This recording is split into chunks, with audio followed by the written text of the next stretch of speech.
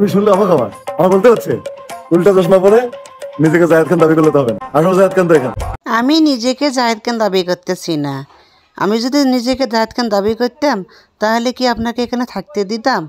হ্যাঁ, আমি নিজেকে জায়েদ খান দাবি করতেছি না। তবে আপনার নাচ ও গানের ফিদা হয়ে গেলাম আমি, সেই অসাধারণ নাচ।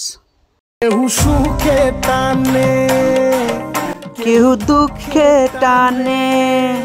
প্রথমে টানাটানির কথা শুনে আমি বুঝতে পারতেছিলাম না আসলে টানেটা কি। পরে দেখলাম জায়েদ খানকে দুই ভাগে টানাটানি করতেছে, ভাবলাম এটাই মনে হয় গানের মূল উদ্দেশ্য। কিন্তু পরে দেখি গানটা আসলে বিড়ি নিয়েছিল। কি কথা! বিড়ি খাইলে হয় ক্যান্সার, সব প্রশ্নের থাকে না অ্যান্সার। কেউ বুঝা টানে, কেউ না বুঝাই টানে। হ্যাঁ ভাই, আপনি ঠিক বলেছেন ভাই। গানটা যাই হোক ভাই, এই কথাটা ঠিক আছে ভাই। কেউ বুঝি বুঝি বিড়ি টানে, কেউ না বুঝি বিড়ি টানে ভাই। এই মক্কেলেরা যে কোনদিন বিড়ি টানা বাদ দেবি ভাই সেটা আমরা জানি না ভাই, আজীবন চলবি মনে হয় ভাই।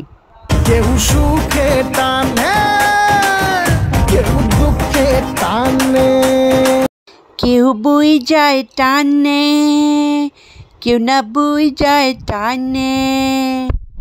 টানতে টানতে টানতে সব শেষ হইয়া যায়।